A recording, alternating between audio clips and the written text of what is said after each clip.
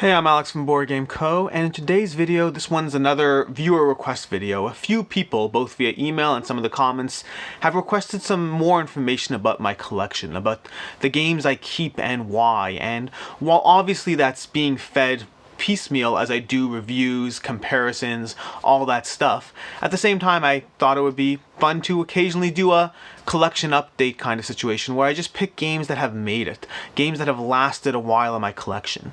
So I'm just going to jump around from shelf to shelf in this video, picking 10 games, 10 random games. I just looked around until I found 10 that I liked, and the criteria to be in this video is specifically that you have to be a game that I like and is in my collection, obviously, but more specifically a game that has stood the test of time. This can't be games that I've played one time or two times, or games I only discovered recently. Rather, this is specifically games that have lasted in my collection, that have been played over multiple times and have been in my collection at least 6 months, preferably longer than that.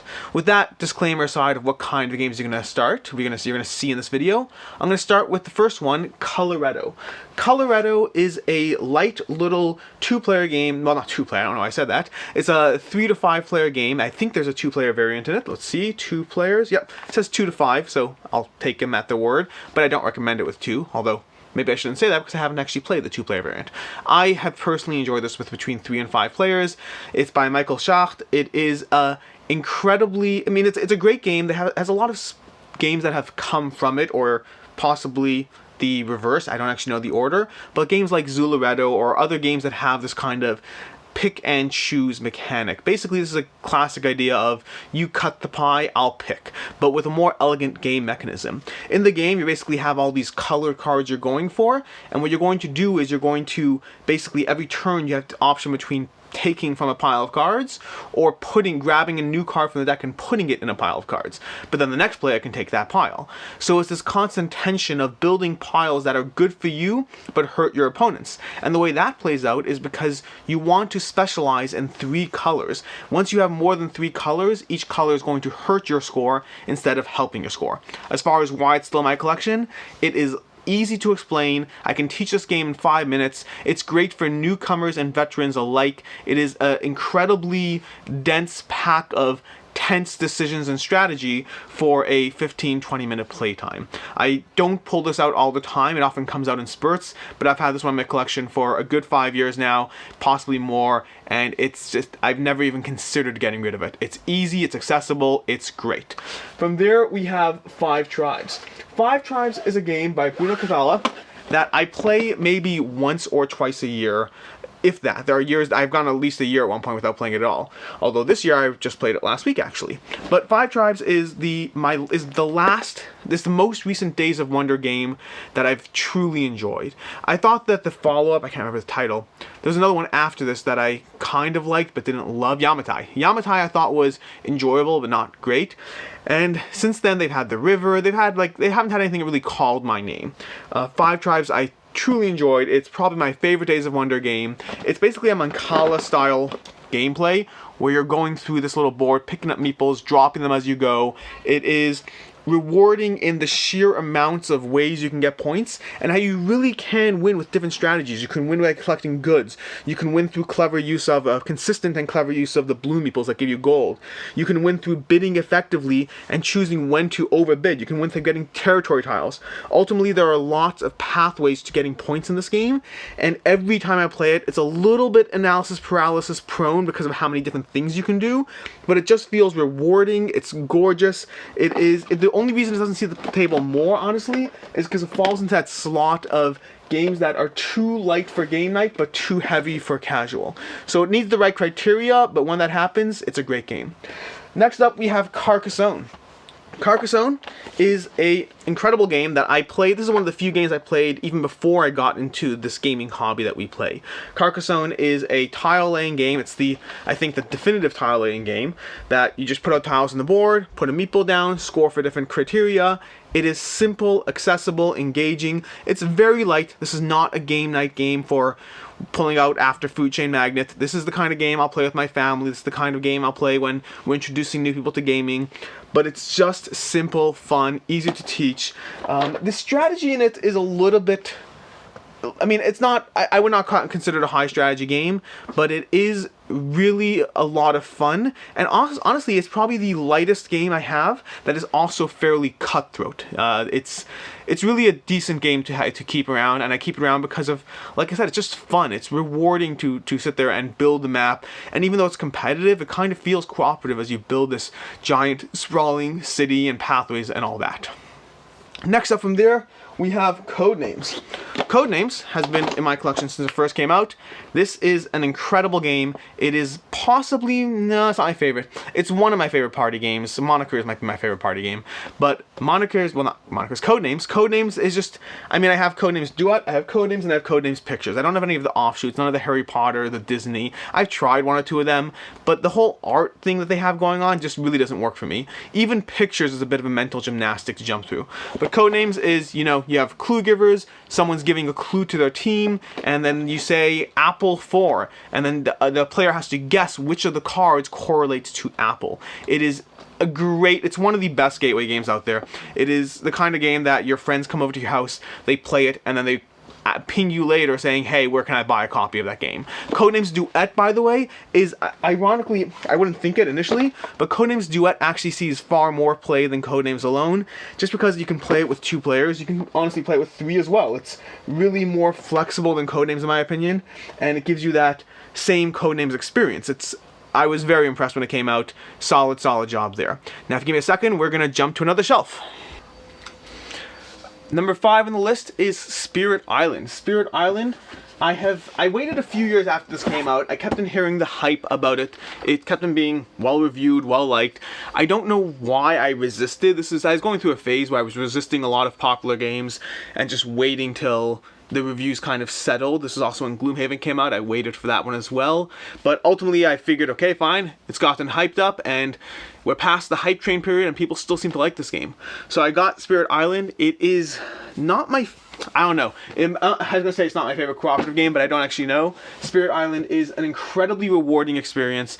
It is basically Pandemic on major steroids. What I mean by that is it's a cooperative game, obviously, and you're building up these spirits and combining their powers in incredibly rewarding ways. Your spirit starts with certain default powers, both on their player board and on their hand of cards, and then from there you're constantly drawing more cards, more powers to try to level up your spirit and give a very unique play style. Combine that with playing with other spirits as well, and it's infinitely comboable. It kind of solves the alpha player, I shouldn't say solves, it deals with the alpha player advantage, alpha player problem, by making the game so complicated in the amount of things going on that you can kind of just vaguely say things like, okay, I can deal with these guys, can you deal with those? There's too much going on to really be a dominant player who's telling everyone how to optimize. You kind of just have to trust that your team has your back and will do a good job combining stuff and making everything mesh together well.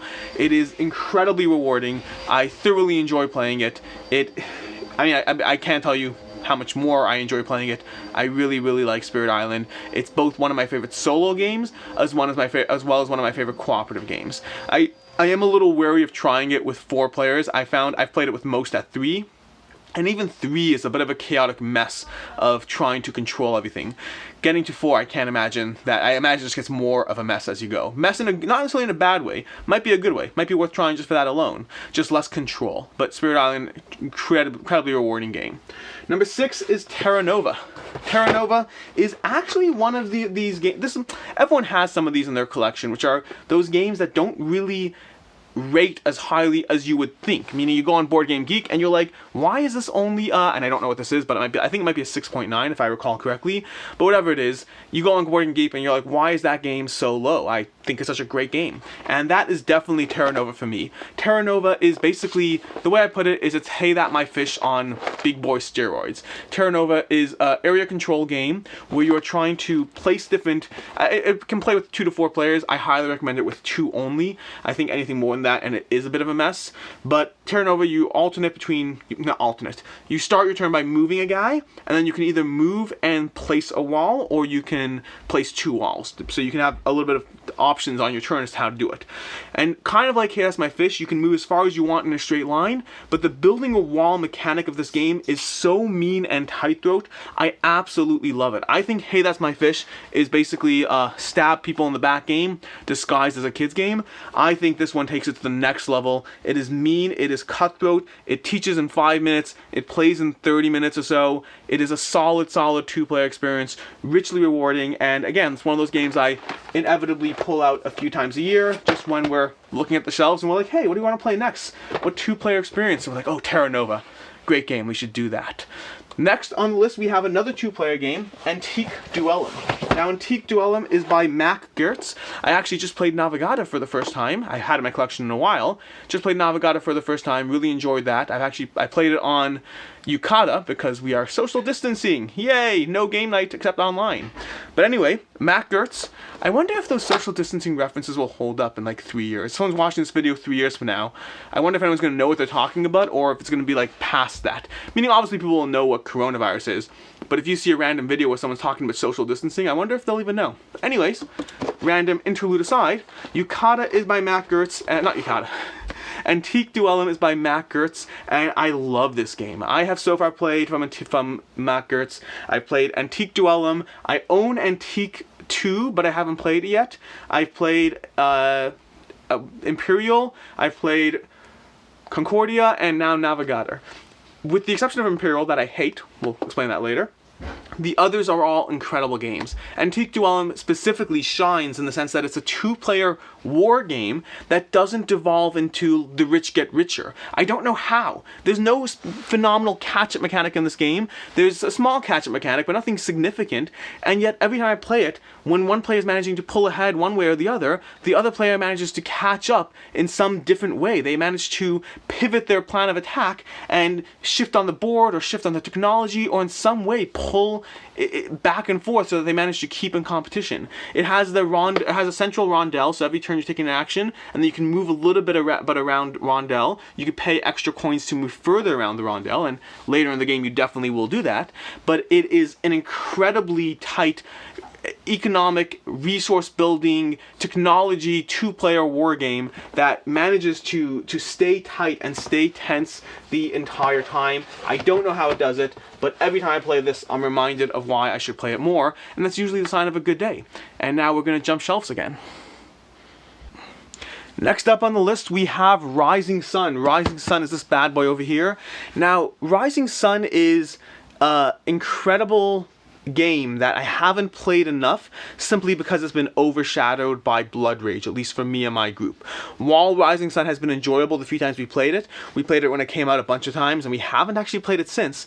I keep it around because it was and is a good game. Every time I want to pull it out, we just pull out Blood Rage instead. Additionally, in terms of if we played more 5-player games, it would hit the table more, but my group right now kind of tends to cap out at 4 players, I would say about 75% of the time, which makes it even harder to get to the table. So it is a great game. It stays in my collection because of its lineage. It stays in my collection because it was enjoyable every time we played it initially. At the same time, it does fall into that kind of danger zone of a game that might eventually go away just because it's not actually being played. That being said, I don't think that's going to happen anytime soon because, like I said, it was a great game, and it's not a game I ever look at and think, you know what, should I really get rid of it? It might go away, but I don't know. I mean, I don't know how different people feel about their different games. In my case, whenever I'm looking at my shelves, there are games I'm constantly justifying keeping, and then there's games that I don't have that hesitancy at all, and with Rising Sun I don't have that hesitancy at all. Next up, we have Ra. Ra, over here, is by Reina Knizia. Reina Knizia, this is the Uberplay version of Ra. Ra is the epitome of I don't know if I want to say the epitome. I say these broad statements sometimes, and don't confuse any of them for being anything other than my opinion, but Ra is what I think of when I think of an auction game. There's plenty of auction games I have for sale. It's a great game. There's lots of clean auction games, but Ra is to me the definitive auction game out there. It basically involves you draw these tiles from a bag, put them on a track. At any point, a player can declare an auction, which is a great move because when you do that, you get to bid last, which is amazing because the auction mechanic in this game isn't, a 1, 2, 3, 4. Rather, you have specific denominations that you have available to you. You have sun tiles with specific denominations, and then you get one bid. It's use it or lose it. I bid 8. Okay, great. You're not going higher. Either someone's outbidding you or they're not. I love the tenseness behind that auction. And then past that is basically set collection. You're trying to go for specific types of tiles. So when you set off an auction, you don't just want to factor in who has what currency available. You also want to factor in who's going for which tile set, so that you can determine whether you are going to get it at a good deal, whether it's worth more to you, more to someone else. Solid game. Really, really enjoy it. Next up and last on the list at number 10, we have Le Havre. Le Havre, probably should have grabbed that first. Le Havre is by Uwe Rosenberg, and this is a game I actually traded away for a while and finally got back again. It was a great game. I thoroughly enjoyed playing it. It was amongst my first additions to gaming. Tried Agricola, didn't love it back then. I still like Agricola, but I didn't love it. And Le Havre was just incredible. I absolutely love this, along with Gates of Liang, which no longer in my collection, or at Labora, no longer in my collection, and Le Havre. I basically went through a phase where I loved all of Uwe's, not all, I loved most of Uwe's early games, and Le Havre was no exception there. But then over time, I slowly found myself getting rid of them, because while I thoroughly enjoyed them, I found to a certain extent they all fell into certain patterns of the best things to do. Le Havre I got back, because even though I do believe it falls into those patterns to a certain extent, at the same time, I missed it a lot. It was a great game, and it's one of those games that I don't want to pull it out often, but I do want to pull it out. I do want to sit there and be, you know what? I'm in the mood for just a ridiculous turn this into that economic engine game. It's a solid game. I thoroughly enjoy it. I kind of wish there were an expansion to mix things up a little bit more, to make the paths a little less obvious. And I would say the paths aren't obvious. I'm not going to say that at all. I would say late game in Le Havre, there are like 2 or 3 paths that are dominant. You kind of have to choose one of those in order to have a realistic chance of winning, or at least in my experience. But anyways, Le Havre is great. Really, really love playing it, and I'm looking forward to. I got the bake-like tiles in here because it's just a great game, and it's really a great game. So that's basically it. That's my list of 10 games for today. 10 games that have been in my collection for a long time. The only exception kind of is Le Havre, which left for a few years and came back.